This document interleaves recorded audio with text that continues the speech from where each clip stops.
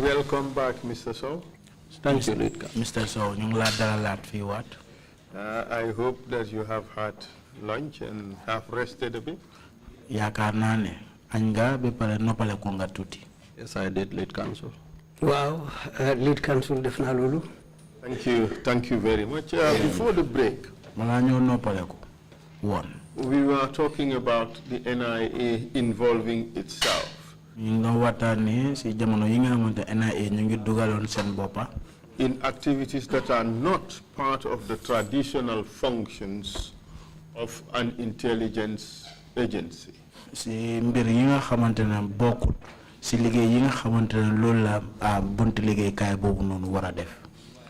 And the first one we looked into is the issue of drug trafficking.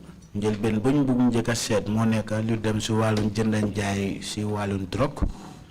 the other is immigration.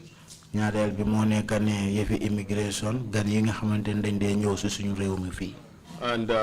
we have discussed the Lamin Kabu incident. Or rather that stint operation carried out by the NIA in order to apprehend members of the NDLEA who were involved in a drug transaction.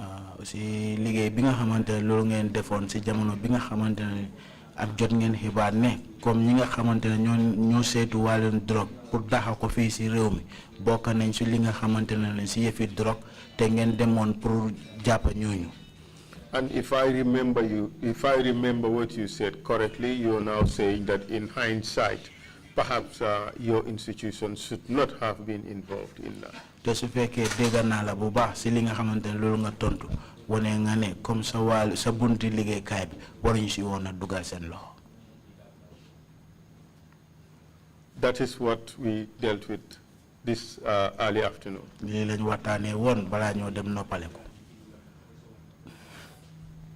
From the thank you, lead counsel. Thank you for your kind words. Jerejef lead counsel. Jerejef ci sa kaddu rafet yu press as well. Amna añ bu baax te noppaleku na tamit bu baax.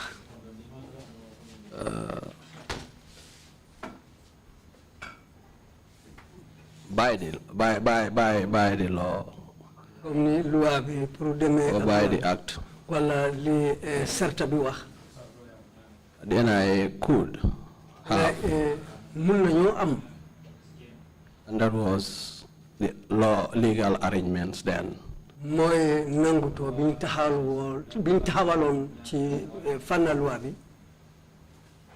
But now in hindsight, as you said, with the traditional role of an intelligence service, collecting and advising action,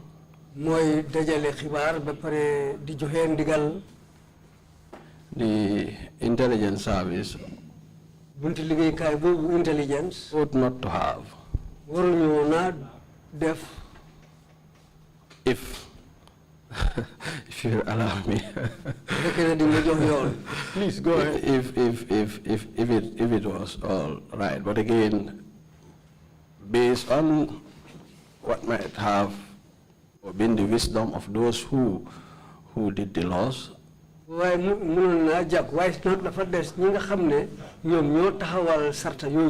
made provisions for the agency to be able to be involved in such matters. But you prepared to blame the law.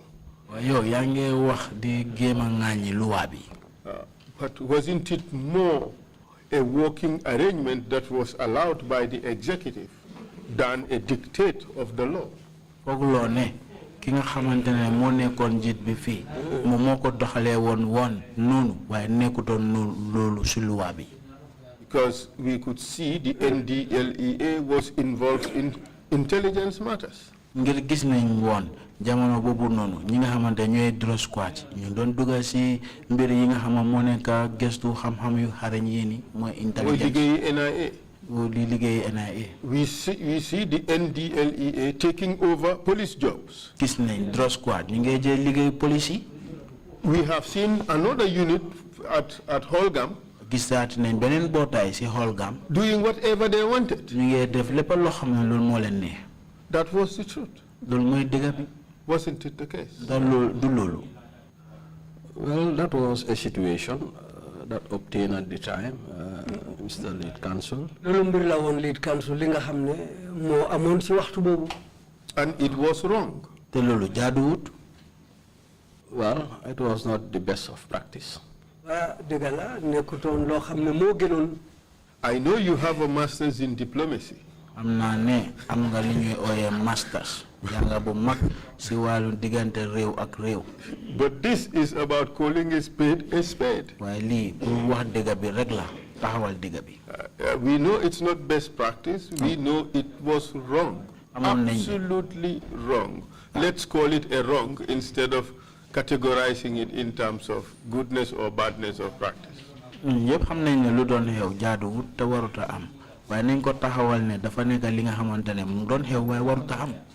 Let's just call it by its proper name. It was wrong.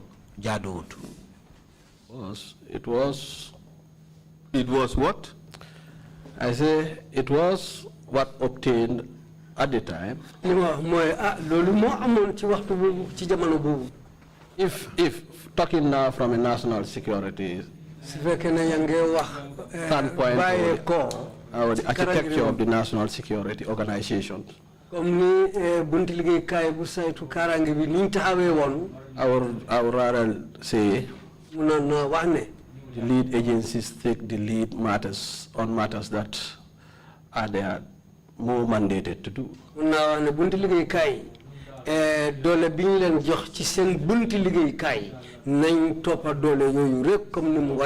So would you also say that what was happening was wrong?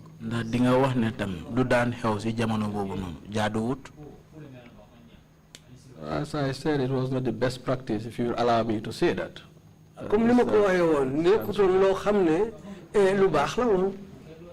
So you cannot go as far as accepting that it was wrong. Because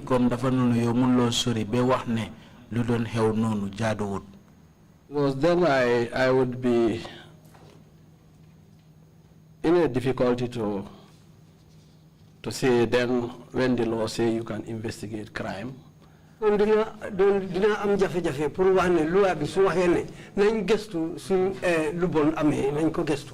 do I do with that, Mr. Lead Counsel? You see, fortunately, I'm not here to answer questions. Okay, but on this occasion, I'll take you up on it. Thank you. It was just intended to make it as broad as possible, such that because all the things you can possibly do in the discharge of your traditional mandate cannot be preempted. And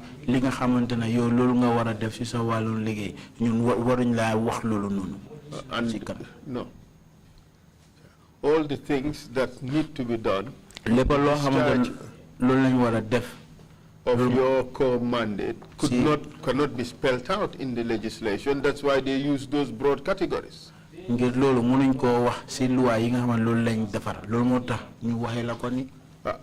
that is also with the understanding that the more specific roles that are given to other institutions would not be included in your mandate.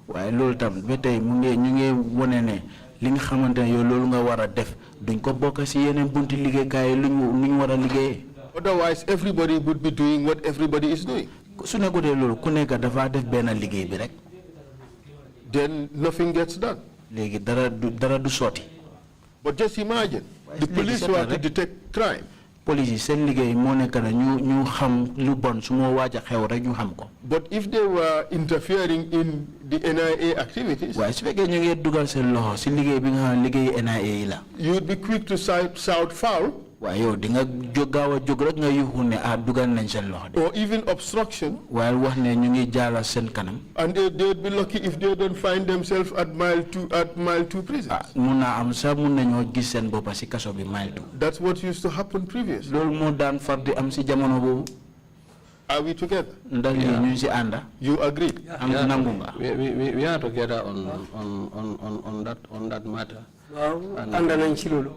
So the NIA had functions. Léegi NIA bi am nañ seen liggéey. As an intelligence information gathering institution. Pour ñuy jël di dajale xam-xam xibaar yi. For the purposes of safeguarding national security. Loolu rek ñu gis ne jafe-jafe bu mu am si wàllum kaaraange. And the national interest. Ak li nga xam mooy njëriñ réew mi. And your products. Ak yéen si nga xam ne loolu ngeen nekkal. Are your reports. Te loolu report bi la. And not to carry out military operations. Nekkul ne da ngeen war a def liggéey soldaar yi. Or armed operations as the one that happened in Birkama. Wala di dem jëfandikoo ay gaanaay comme lu xewoon Birkama. You agree with that? Ndax nangu taw nga am man ak loolu. Well, that was, I agree on that spot. Nangu na ci boobu. So that operation which you led. Léegi liggéey boobu noonu bi nga xam ne yaa ko jiite woon. Regardless of the fact that you led it, this is just an example. Lii misaal la rek. And an inconvenient one because you led that operation. Ngir loolu nekkul li nga xam ne daf la feeboo ngir yow yaa jiite woon. I could have given you another example. Ñu ko mënoon naa laa jox beneen misaal. But all those ones. Waaye loolu yëpp. An abuse of the NIA authority. Dafa ñu ngi def li nga xamante ne jaaduwut si liggéeyi NIA. They were ultra vires. Jaaduwut nekkul li nga xamante ne dafa war a. Should not have happened. Warutoon a am. We agree on that. Nangu nañ loolu.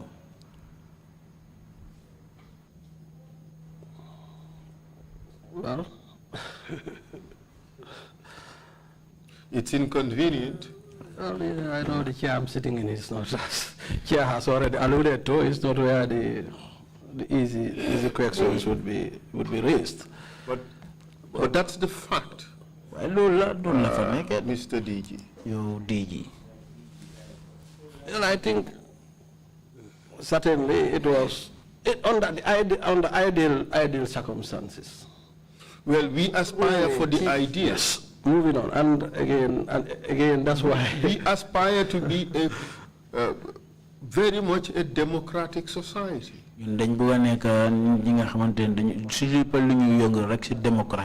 As citizens, we have a right to demand for nothing less.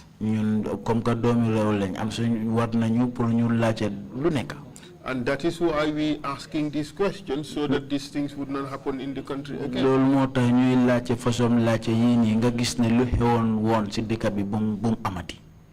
And you raised the issue that it was because the NDEA officers were involved in the deal.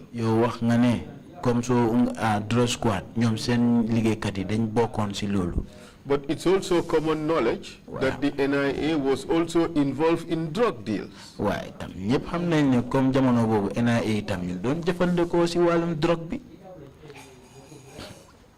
Have you ever heard of that? No. Did it? Well, I want to believe that you don't believe that answer. My own answer. Yes. The NIA has continually been accused, or NIA staff have continually been accused of being involved in drugs. NIA, wala NIA sen berebu liggéey kay, wala NIA ñi nga xam ñu fa liggéey continuer leen di leen tuumal ne comme den defandeko ci walum drogue bi. In fact, Mr. Witness, there's been a lot of schemes going on at the NIA. Jamono bi sa amna wécceku yu bari nga xam schemes ay pexe yu bari nga xam doon xew fofu ci NIA. One scheme was benn pexe bi moy you set up somebody up, ngeen dukal kenn, catch the person with drugs. Another NIA team would come. The guy, the drug dealer, would run away. The NIA guys would make away with the drugs. And they sell. This is common knowledge. The same scheme was done by the NDLEA, that is the deal you went to scuttle. Bena pexe bi la drone squad bi don def te pexe bobu non ngeen demone pour yaxawon. And these are truths about things happening in this country. Do you dispute that this has ever happened? Or that you have received information about these things? Well,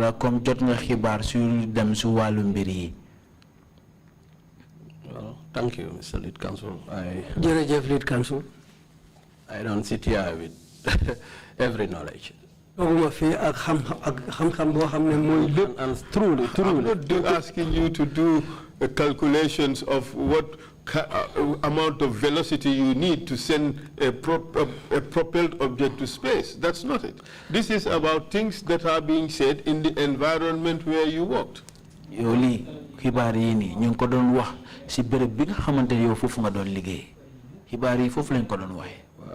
fact, Lamin Kabu himself, the allegation he made is that NIA individuals were involved in the deal, in the transaction.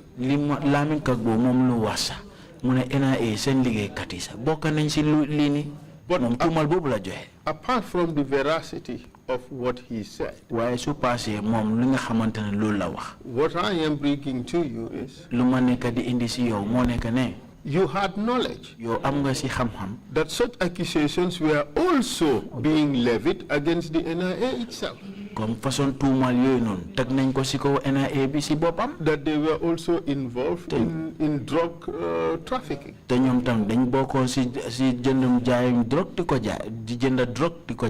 I'm not suggesting that you were.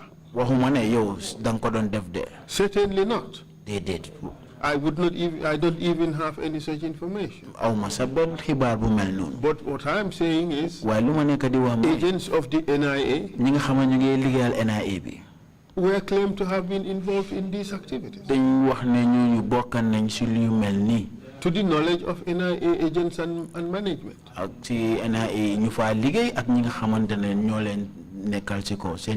Is that true? Not to my knowledge. And I've sworn by the Quran. What I know will be what I will say. Is this the first time you heard that NIA agents have been accused of being involved in drug trafficking?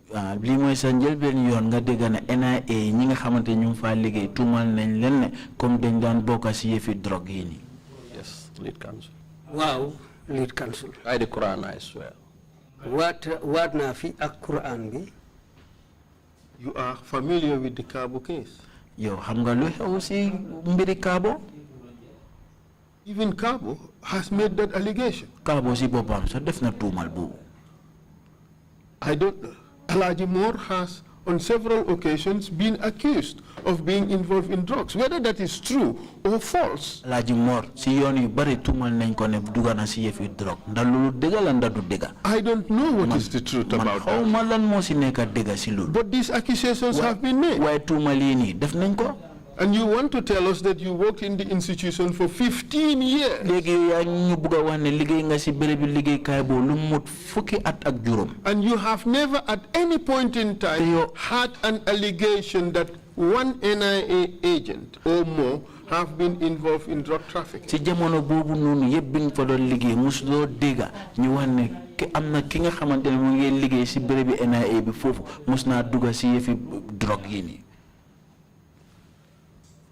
Yes, lead counsel. Wow, lead counsel. I will call witnesses. Now I said it. Please. Wow. Let me give you another opportunity. Think about it. You will come back tomorrow. And you'll answer the question. And it could be very easy. And don't complicate it.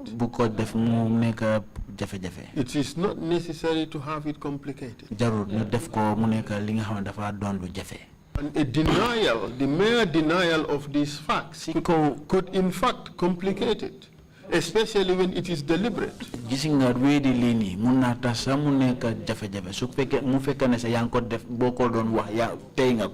And in fact, we received information that is in fact deeper than that. It is perhaps maybe an institutional arrangement.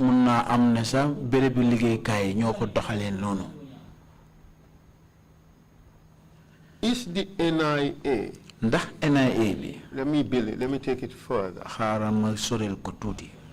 Let me remove it from the activities of NIA agents going rogue and selling drugs.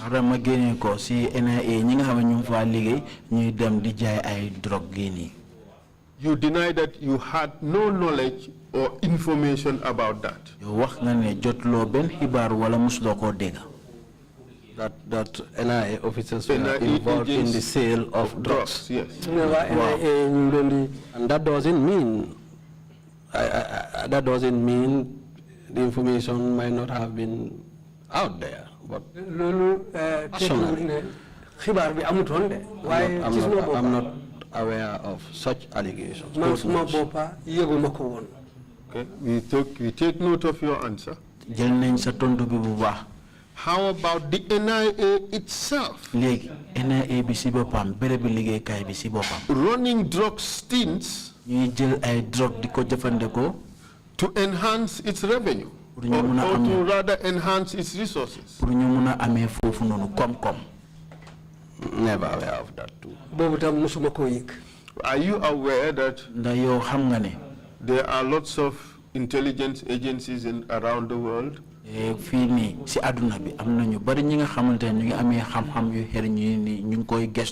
which run clandestine operations like drug peddling in order to enhance its resource base? Are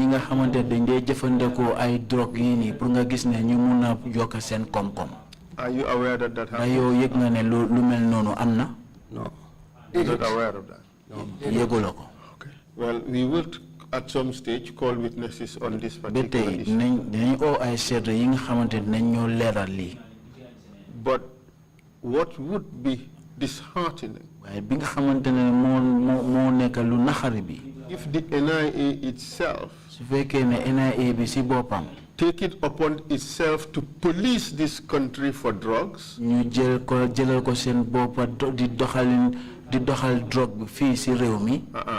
ñu def ko seen liggéey pour toppa yefi jaayam drogue ci réew mi. Thank you. If they themselves su fekkee ne ñoom seen boppa are selling drugs, su fekkee ñoom seen boppa ñu ngi jaay drogue, you agree that it will be disheartening? Nga ne lii dafa nekk ne lu naxari si xol la nag. Very, very disheartening. Mr. Chair, we would lead evidence on that issue at the appropriate time. But we have the information that the NIA has been involved in drugs. Mr. Chair, dinañ gëna garal ay sédé ci lolu waye ñun fi jot nañ xibaar ne NIA ñu doon jëfandikoo drogue ci jamono bobu. Just like the NDLEA. Drug squad bi ñu ko doon défé rek was involved in drugs. ñu doon jëfandikoo ci walu drogue bi. That's right. Perhaps it would help if when you go home you watch the testimony of Lamin Kabo. Buganasa bo ñibé nga sétan li nga xamantene lolu Lamin Kabo waxon fi. Kabo was arrested, wasn't he? Kabo dañ ko jappon da du lolu. Well, he was invited and detained. And he came. Légui mu ñew. He came. At whose instigation? Kan mo dugal lolu ci yeen? Well, on the invitation of, because could I elaborate? Yes, please. So when the report after the operation in Brikama, the following day, when the Director General was briefed, who was he? Allah koku moy kat. Bobaji. Bobaji. And the deputy DG. At that time. Hydra. About the matter. The DG took it upon himself to reach out to his counterpart. At that time, Bunsane. And regarding the alleged involvement of drug squad officers in that particular operation. Drug squad Let me ask you. In your act, are there any provisions to deal with complaints against your staff? I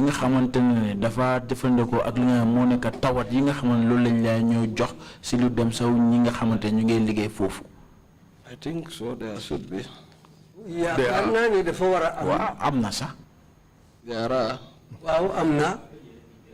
Don't you equally think that there are provisions in the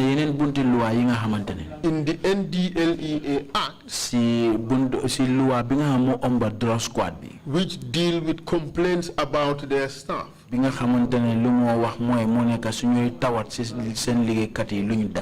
I think there should be.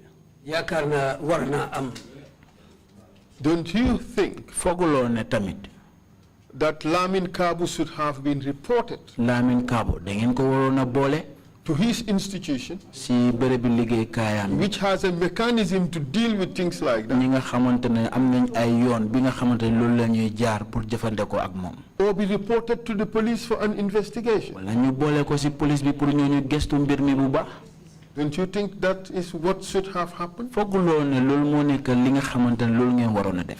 have been the case. You see, we are not operating on could haves or might have. What we should be dealing with would be actuals. This is what should have happened.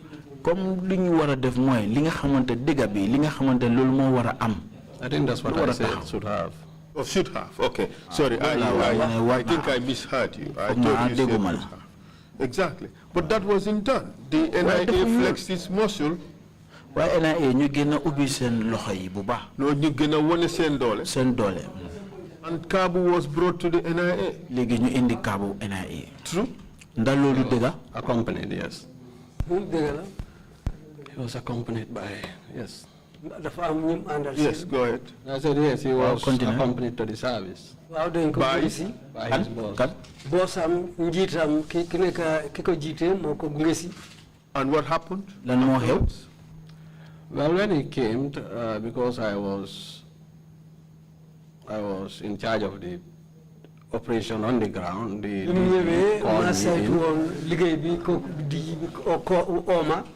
and said, Kagbo is here. I accompanied Kagbo to the Director of Internal Security. And Kagbo, then the Director Director of Operations, as the nomenclature may be. And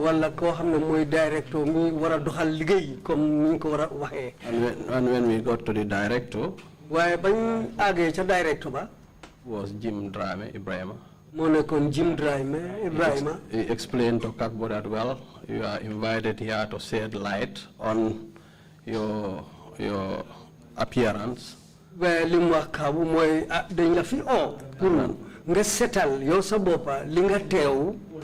the operation in Brikama. And then Director invited the OC investigations.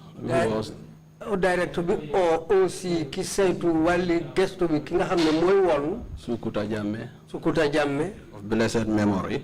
For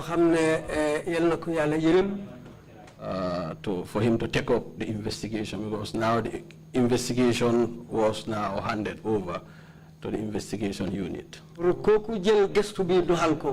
parce que fu mu nekk nii jël nañ li war a am ci gëstu gi jox nañ ko bunta bi war a def gëstu boobu. And clearly, this was not a matter for the NIA. te si leeral lii nekkut li nga xamante ne pour NIA la woon. This was for the police. lii pour police bi la woon. Or for the NDLEA to deal with. wala sax drug squad bi si boppam. We agreed on that. nangutoo nañ si loolu. Well, we still look, we have to agree on the principles. We have to, the questions have to be answered. gis nga nañ nangu doon rek si dëgg bi tontu bi dañ ko war a suñu laajtee dañ ko war a tontu. You have agreed that this was not a matter for the NIA in the first place. Calling them to come to the NIA was wrong. yow nangu nga ne lii nekkutoon liggéey pour NIA si njëlbeen bi sax li nga leen oo sax pour ñu ñëw uyu si NIA bi sax loolu sa jaaduwut. So now we are taking it a notch further. léegi ñu ngi koo gën a yóbbu si kanam. The NIA being involved in the investigations or conducting the investigations themselves. NIA yi seen boppa sax ñoo amee woon wàllum gestu bi si boppam ñoom ñoo ko doon defar seen boppa. It's wrong. loolu jaaduwut. Mr. Lead Counsel, again, I think the NIA conducting investigations was in place. Lead Counsel foog naa ne NIA pour ñu defal seen bopp seen gëstu foog naa loolu lu war la. But the NIA investigative activity, it's just for collection of information. You were doing evidence generation.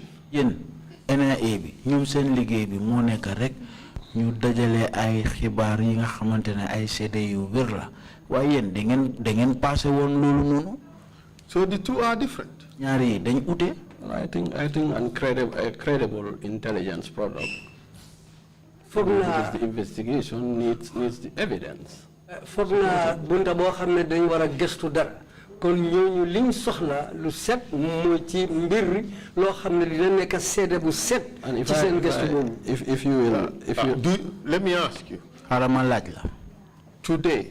tey. Do you do that? da ngeen ko dee def. We don't. Why? déedéet duñ ko dee def lu tax. We are told not to detain, not to arrest. ñu wax ne buñ jàpp kenn te ba pare buñ téye nit. te taaj ko béréb. lu tax. Pardon? Why? lu tax. Well, I probably wouldn't know why. man duma xam lu tax. But I think that this is because I'm saying I wouldn't know really why. duma xam lu tax. You want to take it that waaye dañ ko bëgg a jëlee ne. those activities parce que liggéey yooyu.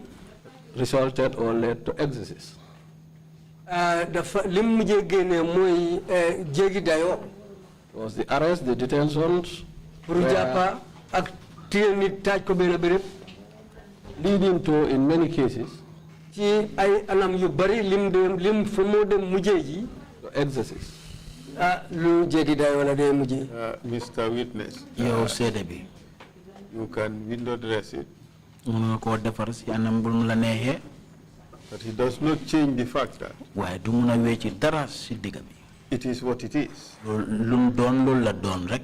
It's because it was wrong. ngir ne loolu jaaduwutoon. If the problem was with arrest and detention by itself, su fekkoon ne jafe-jafe bi woon rek moo nekkoon ne luñ la doon téye rek ñu teg la benn place. that would be banned loolu mun nañ koo tere. completely. mu jeex tak. But what stopped waaye lu taxaw mooy. it's not arrest and detentions nekkul ne rek sa da ngay jàpp nga denca borom. per se. ni nga ko waxee. It is arrest and detention by the NIA. waaye da ngaa jàpp ba pare nga denca borom te ñu ko dee def mooy NIA bi. Because it was wrong. ngir loolu jaaduwut. They were going into things that exceeded their authority. ñu ngi doon def mbir yi nga xamante ne dafa passé si wala dafa jéggi dayoo. But let's focus for now on this issue. The actual investigation of that act of drug dealing. léegi ba tey ñu emale ko rek si li nga xamante ne moo nekk jëfandikoo drogue bi nga xam ne loolu lañ def te ñu doon saytu mbir by Kabu and others. te loolu Kabu ak ñeneen ñi ñoo ko defoon. that should have been investigated by the NDLEA or by the police. ñooñu ñu ko waroon a gestu woon mu nekkoon drug squad la waroon a doon wala police bi. You agree with that? da nangu nga si loolu. On this particular matter, on this particular case, we were concerned from a national security point because the drug was coming from Guinea-Bissau, where we already saw what drug has done to the integrity of the state. Itel fofu moy gis nañ ne drogue bangé joggé Guinea Bissau te gis nañ yaha bobu yaha bi nga xamné loolu la def ci réew mi. But Mr. Sow. Why you, Mr. Sow? Wouldn't you have been contented? Wouldn't the responsibility of the NIA wouldn't it have been discharged? By receiving the correct information from NDLEA.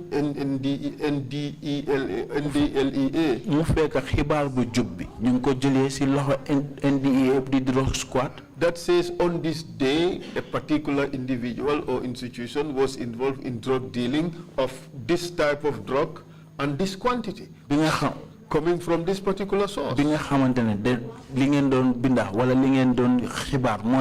Comme béréb liggéey kay sangam bokk na ci yefi drogue bi ni ci amount bi la te ñu ko doon jublu pour mu ñëw fi ci drogue mi. That is the intelligence collection. Lool mo nekk dajale xibaar yi xarañ yi. What you did waaye li ngeen def was operational activity mo nekk liggéey bi nga xamantene ni aimed at apprehending the actual dealers. Mo nekk téye ñi nga xamantene ñoo bokkoon ci loolu. The two are different. Well, still again, it's a stretched out collection activity. Stretched out. Liggéey la boo xam ne dañ ko yaatal li nga xam ne noonu lañ ko defee woon. You see, this is not your function. Gis nga kama wala lead bokkut ci sa liggéey de. But let's proceed and examine what happened next. In exercise of this power to investigate, to directly deal with Cabo, what did the NIA do? So subsequently, Cabo was helping or pass on to the investigations unit to help with the investigations. And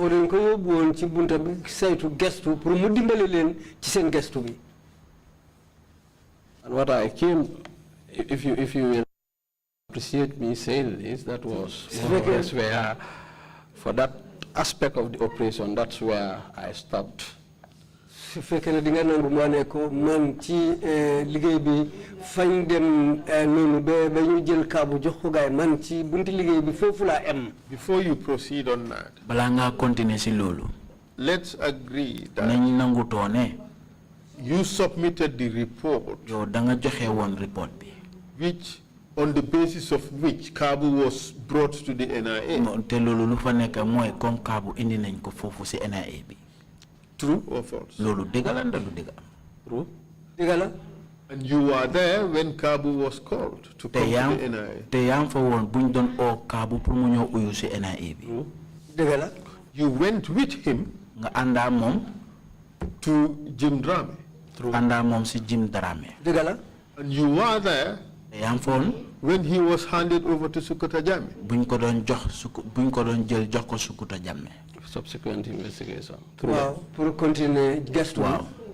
Well, you still have obligations, you know, don't just say, your obligation does not just necessarily stop there. All of you had an obligation to ensure that he was treated properly and according to Gambian law, and that all his rights as a Gambian citizen are respected. Isn't that the case? Sen waref la de ngeen gis ne nuñ ko amee foofu noonu jaar na si yoon te nekk na si anam bi nga xamante képp koo xam ne doomi réewu Gambian nga noonu lañ la war a def si ameen bu rafet boobu lañ la war a téye.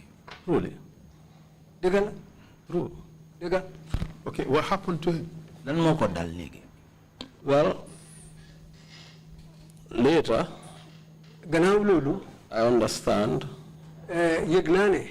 that he was, while at investigations, ba mu nekkee ci bunti gëstu boobu. he was invited, well, or collected dañ ko fa jëlee. by Alhaji Moore. Alhaji Moore moo ko fa jëlee.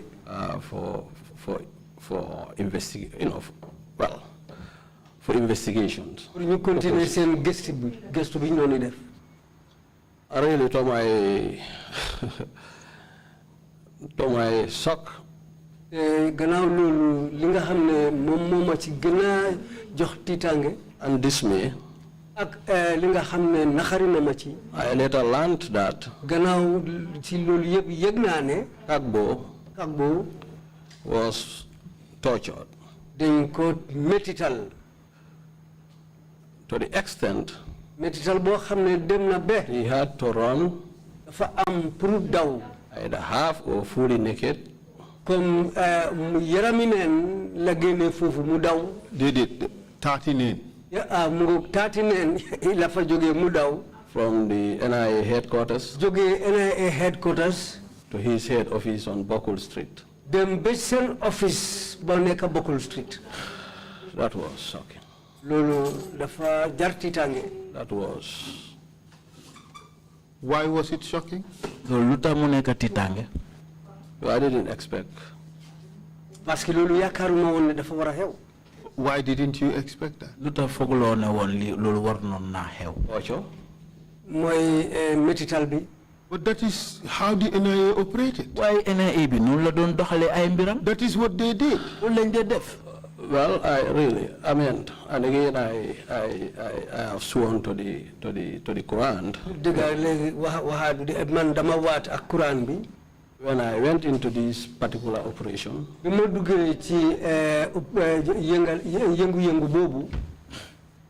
it was concerning the effects and the drugs, what drugs could do, having in mind what Guinea-Bissau was happening in Bissau. Drug, limuna isi, limuna jur, comme li dondi hew Guinea-Bissau. And that someone would be tortured. In this case, Kagbo or any other one on the matter was a shock to me. Yeah, but the problem I have is understanding why this was a shock to you. Yeah, because I didn't expect the investigation. I mean, when I was involved in these operations, when we did the arrest, for me, really, at my level,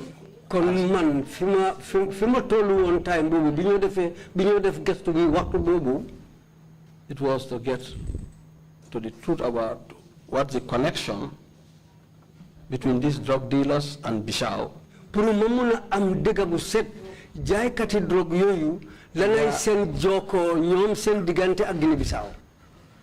But you have you ever heard the name General Bubu? General Bubu. I have. Yes, I have. And the NIA is very much alive. These relationships with Gambia, with the relationship between General Bubu and highest authorities in Gambia.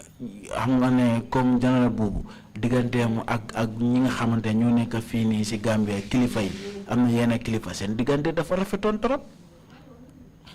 Are you aware of that? Ndax yëgoon nga loolu. I know Bubu was one time in the Gambia. Bubu amoon na waxtu bi nga xam ne mu ngi woon biir Gambia fii. Enjoying privileges of state. Ngi doon nekkin rafet fii woon si turi nguur gi. Common knowledge that this guy was an international drug dealer.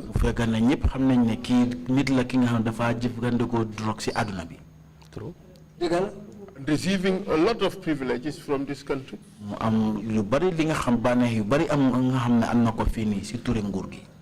And the drug dealing that you so abhorred to have been happening in Guinea-Bissau,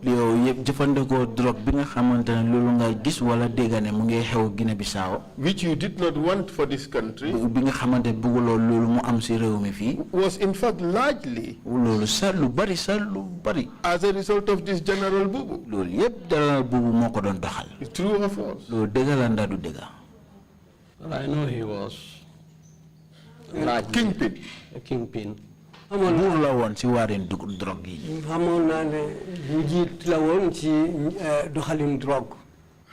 These are things you guys perhaps ought to have been investigating. Was it investigated by the NIA? But it was of interest. Well, was it investigated? Well, I don't remember any specific investigation on that. But that would be convenient. That tells me it wasn't investigated. Because if it was, you cannot forget that. Well, not by me. I didn't investigate it. But at your level at the NIA,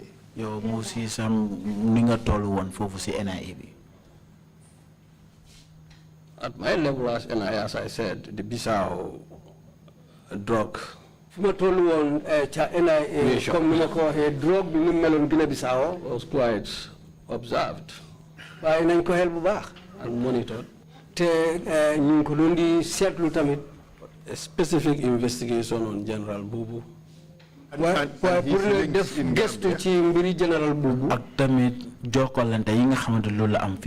Gambia. Was not something I you see. And the reason why I asked this question is you just told the commission that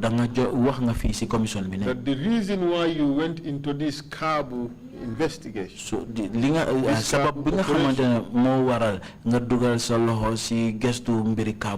is you have seen what drugs have done in Guinea-Bissau.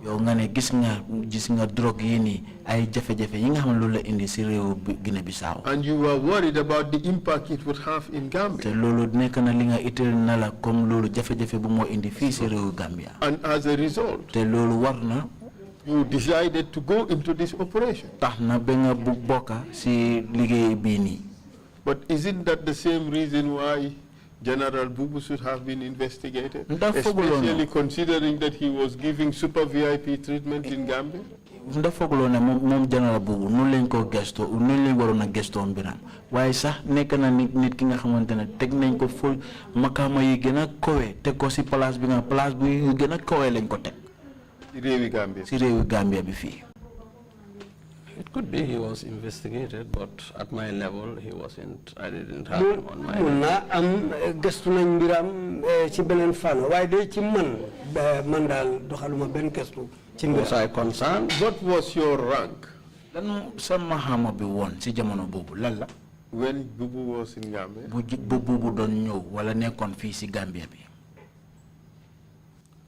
When was that? Do you remember? I don't know the exact date.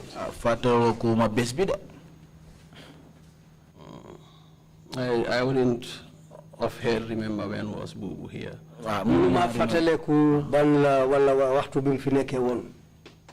Do you recall in 2009 when the Bonto drug bust was carried out?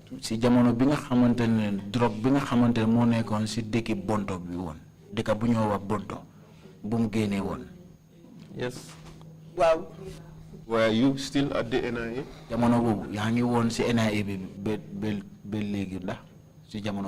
I think so. In which department? External.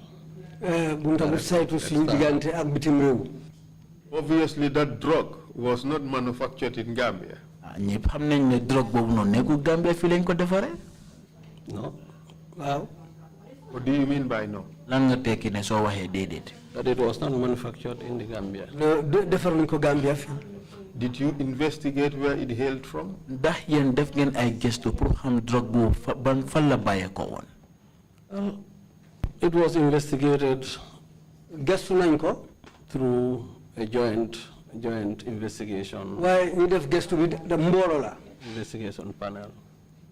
mu am panel boo xam ne ñoo ko gëstu woon. So it was not the NIA going on a frolic of its own. dafa noonu nekku ne NIA rek ñoo ko doon defal si seen boppa gëstu mbir mi. No. I think we can do some 5-10 more minutes before we close. mun nañoo def yeneen juróomi waxtu fukki waxtu balaa ñoo tëj. fukki minutes. Why didn't you exclude all other institutions? léegi lu tax ngeen génnee yeneen mbootaay liggéeykaay. génneewu leen lu tax génneewu leen yeneen bunti liggéeykaay ñi ci bokkoon. Really, Mr. Lead Counsel, I wouldn't know. Lead Counsel, man duma mun a xam. Why that decision was made. Li tax ñu jël taxawaay boobu. On that. Ko loolu. I appreciate that.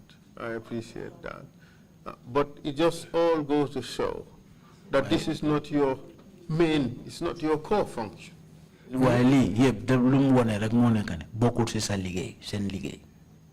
I agree, it's not our core function. nangu naa ne loolu nekkul suñ boppi liggéey bi. By you guys trusting yourself into it. yéen seen boppa ngeen dugal ci seen boppa óolu seen boppa ngeen dugal ci seen boppa. You are extending what you should be doing. yéen a ngi gën a yokka si li nga xamante loolu ngeen waroon a def. Into other activities that operationally do not concern you. dugal seen loxo si yeneen liggéey yi nga xamante ne nekkul seen yoon. Well, Lead Counsel. It's not, certainly I would agree that it's not a core mandate of the service. You see, Mr. Sow, if you think your responsibilities were just to detect crimes or arrest culprits, then you would be in the market arresting two people who are fighting one another. So fogena yo sa liggéey rek lu nekk mooy nga gis nit ñi rek nga leen a téye di leen denca su nekkee loolu la da nga dem si biir marché bi rek soo gisee ñaari nit ñuy xeex nga téye leen dencale. So these are things that belong to the police. Yi ay mbir la yi nga xamante ne police bi ñoo ko saytu. Your work is to collect intelligence. Yéen seen liggéey lu mu ëmba mooy ngeen dajale ay xibaar. And intelligence means at least information that is out there that would require some activities to detect and gather. Dafa nekk xibaar yi nga xamante ne dafa jar pour ngeen am ñi nga xamante loolu ngeen see def pour ngeen mun a am lu óor si loolu. So if the organization does not understand it that way, they would be doing everything like used to happen. Su fekkee ne seen mbootaay liggéeykaay bi xamee wuñ ko noonu kon dañ lu nekk dañ see dugal seen loxo di def lu nekk comme nu mu daan xewee. You have told us before that all these institutions were doing even things that did not traditionally belong to what they should do. Like the NDLEA, like Holgam and all this. What is? Yeneen béréb liggéeykaay ñu ngi doon def liggéey yi nga xamante ne sax ëmbul si seen liggéey yi nga xam loolu lañ war a def ñu mel ni drug squad bi ak Holgam. We agreed that. Ndax nangu nga loolu. Well, if I'm allowed. So ma joxe yoon. I think you brought them up, Lead Counsel, that Holgam and all that. There was whole kind of a mixed operations, cross overlapping. Liggéey yoo xam ne ñu ngi toppalante woon di def ay liggéey yoo xam ne ñii li ñoo def ñeneen ñi di def benn façon liggéey boobu toppalante noonu. Which was truly the case. te loolu dëgg moo amoon. They were overlapping and they were sifting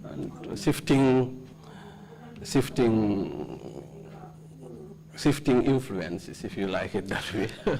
liggéey bi gaay doon di def dafa mel ni sax ne ñii li ñoo def am na beneen bunta bu ko def wala ñii seen taxawaay beneen bunta jël taxawaay boobu boo xam ne du seen yoon. All these institutions were just used as tools.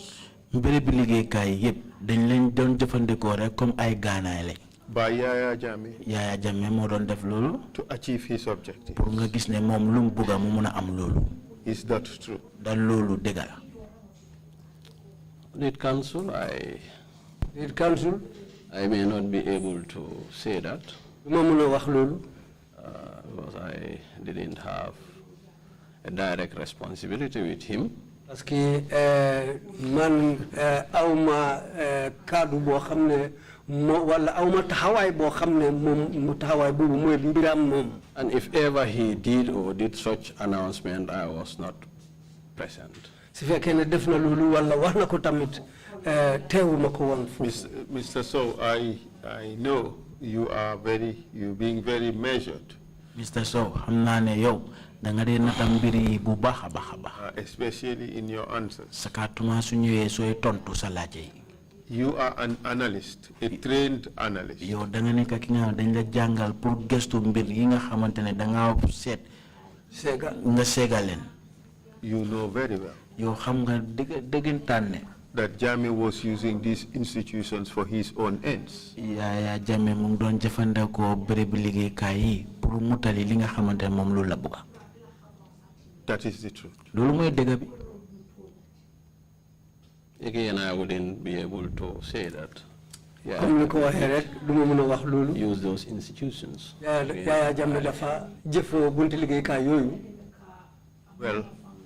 by the end of your testimony, why? We will find out. Mr. Chair, perhaps this is a convenient point to stop. Until tomorrow? Or maybe until Friday and possibly Monday? Friday, we continue Belondi. You seem to be very daring, Council. Scheduling things. But before let you go, Mr. Sow, Mr. Sow, there was one question that was asked, and I just want to pursue that a little bit with you.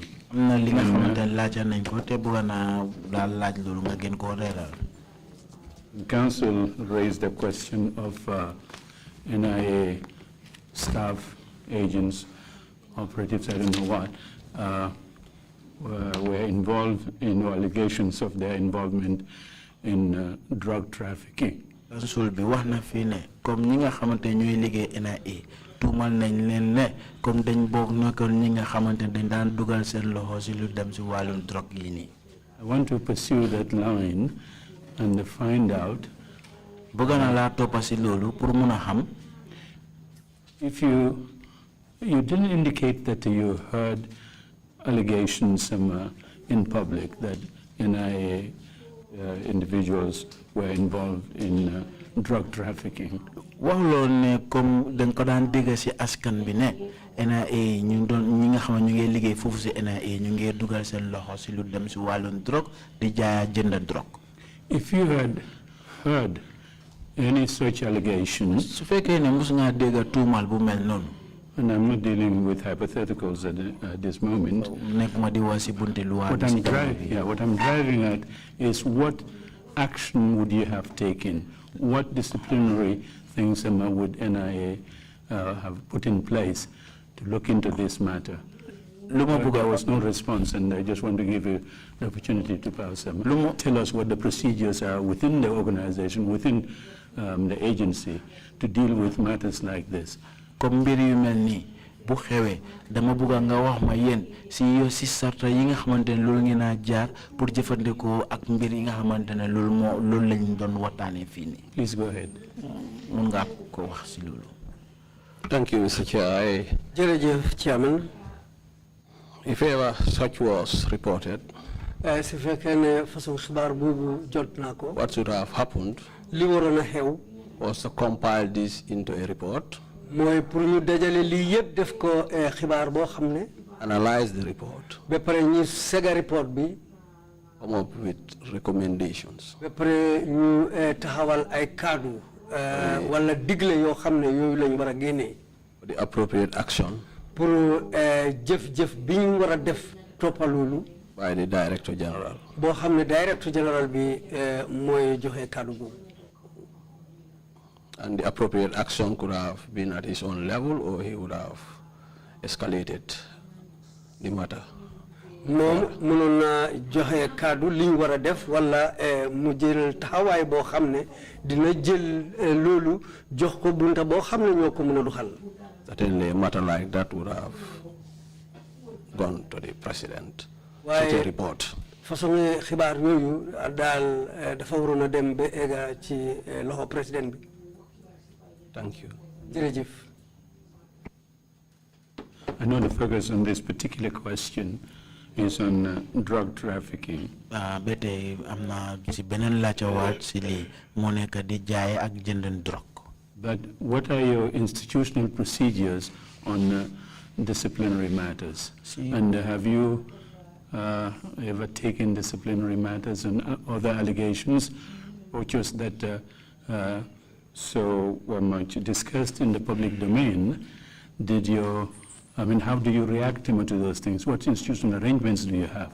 Comme ñooñu ñi nga xamante ñu ngi liggéey ci bunti NIA bi ñu tuumal leen lu mel noonu naka ngeen dee yaree ñooñu su fekkee ne lu mel noonu xew na ak kaddu yi nga xamante ñu askan bi ñu ngi ko nekk di woyoo di ko wax si lu dem si NIA bi si seen si luñ boole si seen liggéey di jëfandikoo ak ay drogue. Thank you, Mr. Chair. Jërëjëf, Chairman. Disciplinary system is in place. Am nañ bunta boo xam ne ñoom ñoo dee yar. Through the regiment, because it's a regimented service anyway. Si bunti liggéeykaay bi parce que bunti liggéeykaay buñ taxawal la. So appropriate disciplinary actions. Kon nag am na ay yoon yoo xam ne noonu la ñoo yaree. Would be taken up when the matter is investigated. Loolu dañ ko dee jël si fekkee ne gëstu nañ mbir bi ba am ci lu set. So usually you have a director or a senior overseeing a committee on discipline. Liñ dee def wala liñ miin di def mooy di nga gis ne am na directeur boo xam ne moo taxawee bunti yar boobu liñ war a def ak liñ nangutoo wala liñ d'accord ne loolu moo war a am moom mooy doxal loolu moo pour ñu yar leen. The matter is looked into and appropriate disciplinary action meted out. Su amee rek dañ ko dee seet gestu ba pare seega ko ba am ci lu set si su boobaa ci la ñu jóg li sartay wax comme ni ñu waree yar gaay noonu waxtu boobu la ñu yar gaay comme na mu waree. If we have to consult with the personnel management office. Si fekkee ne tamit dañu war a déggoo ak bunta boo xam ne ñoom ñoo amee liggéeykat yi yëpp si réew mi. They are written to. dañ leen dee binda. Advice. Pour gaay aide ñu. So because the intelligence officers are also civil servants. Parce que ñii liggéey ci bunti intelligence bi foofu ñoom it liggéeykat yi nguur gi lañ. So as a result of that. Waaw looloo tax nag ci kaw loolu. The general orders. Li sarta bi wax bunti liggéeykaay Gambia bi yëpp seen sarta bi. Are also looked into. Loolu tam dinañ ko dee seet. When the disciplinary measures are to be proffered. Su fekkee ne dem nañ bi egga boo xam ne dañ war dafa am ñu war a yar. So if it can be catered for within the services code of conduct. Su fekkee ne mun nañ ko doxal tamit ci bunti liggéeykaay bi seen sarta yi niñ ko waxee. It is. Kon noonu lañ dee doxalee. If it needs further advice. Soxla aide tamit li war a jógee biti. Advice is sought from PMO. Dinañ dee laajte xibaar wala PMO jox ñu aide wala jox ñu ay kaddu loo xam ne kaddu yoo xam ne ñun loolu lañ war a def. And it may please your Mr. Chairman to note that that's the way we've been doing business in these past 4 years, much more in that direction. Kon Chairman pour yëgal la ne ñeenti at yu passé nii noonu lañ daan di doxalee mbir yi ni comme ni ma ko waxee nii. Thank you, Mr. Chair. Jërëjëf Chairman. With these procedures be outlined in the document on conduct, code of conduct, would they be outlined in that code, in that document that you're giving us tomorrow? Ndax yow kayit bi nga xamantene lolu nga ñu wara jox elit bi nga xamantene mo umba yeen seen liggéey bi ci anam bi nga xamantene non ngeen ko wara defé ndax sarta yi nga wax ni ndax bokk na ci kayit bobu non? I want to think so, but I'll confirm. Fogna de non la mel waye dina set pour digëral mbir mi pour mu set.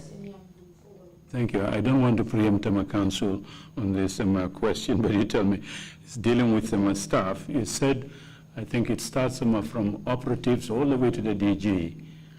Is that correct? Pardon?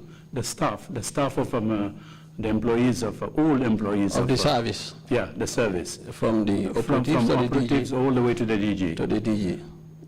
You heard during these weeks of testimonies by victims and the torture that they had endured in the area. Which category of the service do you have the preponderance of these torturers? Among operatives, among officers? Certainly, I don't think the DG is involved in beating up people. Mr. Chair, perhaps maybe we can preempting you. Yes, we can hold on that until tomorrow. Yeah, okay. If I'm preempting you, then we'll wait until we get to that. Right. But I do want to know which category, which box has more torturers than any other box. So we'll get to that. The DG has operational responsibility and yes, he has operational responsibility. I want to know who is, who actually is. But it's a very important question. It will come out tomorrow and the day. Fine, that's why I didn't want to preempt you questions that you're going to be asking. So we will end the proceedings here today and resume tomorrow morning at 10 o'clock. Thank you all very much, and meeting is adjourned. Thank you, Mr. Chair.